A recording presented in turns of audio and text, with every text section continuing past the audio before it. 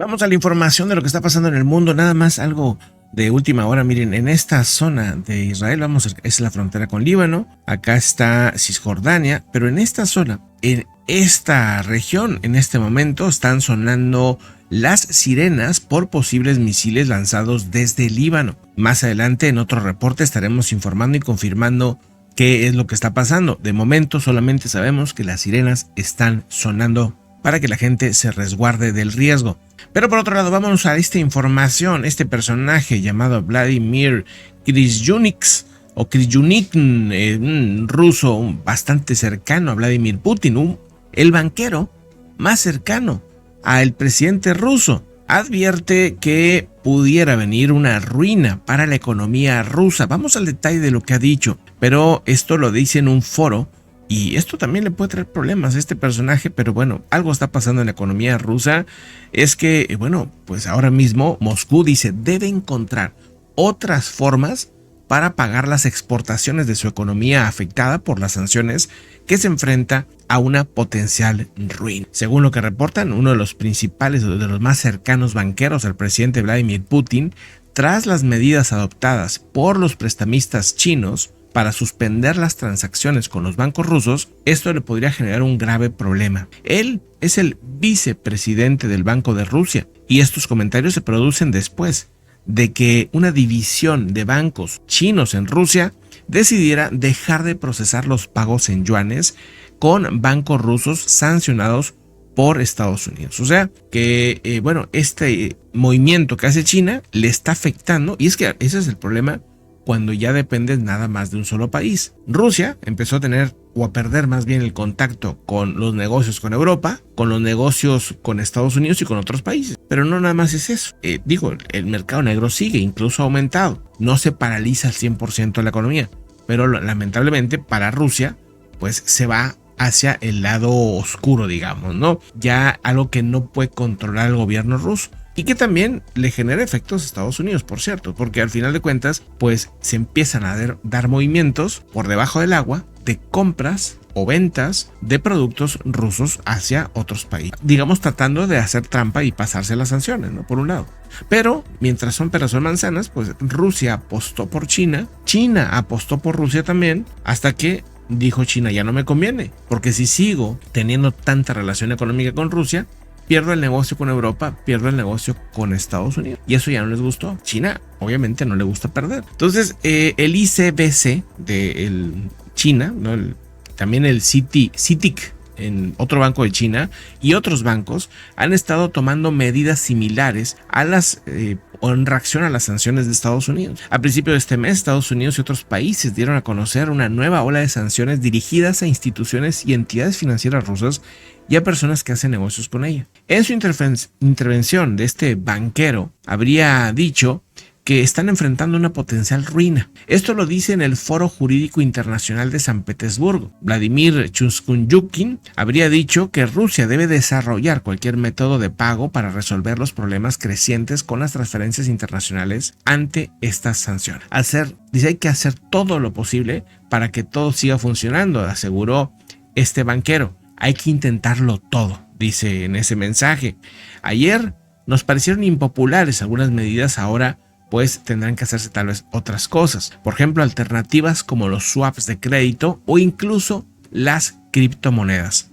Si esto sucede, evidentemente podría ser una buena noticia para las criptomonedas, ya que al haber más compradores o más transacciones puede también subir los precios. Dice, nuestro país, dependiente de las exportaciones y de las importaciones, sería simplemente una ruina si esto continúa así. Por cierto, el candidato presidencial hacia Irán, el más moderado de todos, uno de los menos conocidos, pero como no es tan cercano al ayatolá, esto le está gustando a la gente. Un observador asegura el tema político en Irán que la popularidad de Masoud Pezeshkian podría obligar al régimen a manipular el resultado de forma invasiva, más invasiva de lo habitual. Suele ser bastante tramposa las elecciones de Irán, siempre ha sido esa queja, y en esta ocasión tal vez van a tener que manipularla más, porque este personaje, este candidato que vemos aquí, al ser moderado, al no estar tan de acuerdo con los ayatolas, esto hace que no le parezca.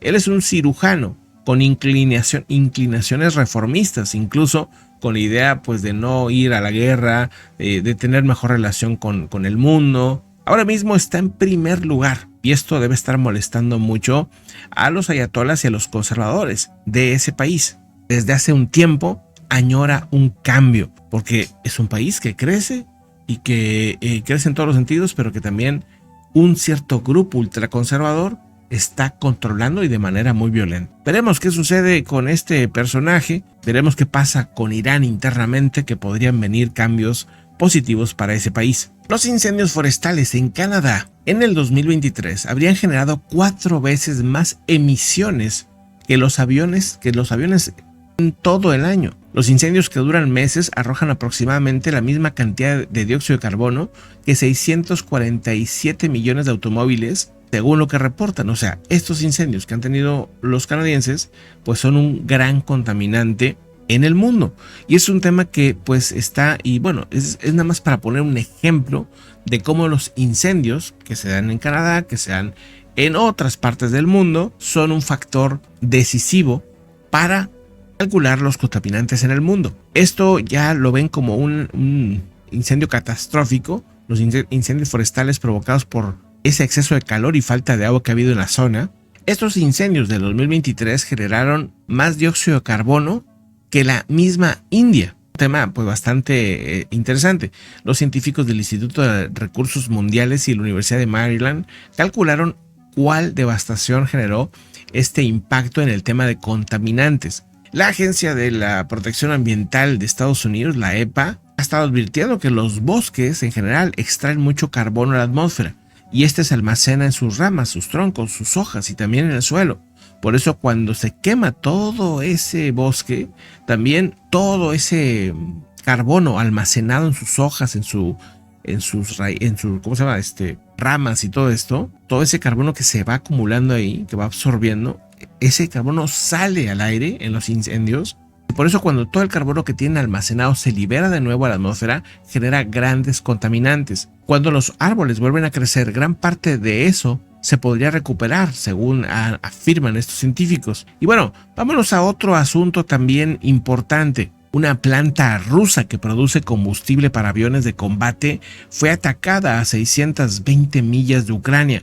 Vámonos al mapa, vamos a ver a qué se refieren con esta situación. Vámonos hacia Ucrania, aquí está la frontera con Rusia. Según lo que reportan, drones ucranianos habrían atacado una planta en la región de Tver. Vamos a ver dónde se encuentra. Dicen que a 600 y pico de millas, o sea que serían pues casi básicamente 1000 kilómetros, más o menos lo que calculan. A ver, pues ahí está, miren.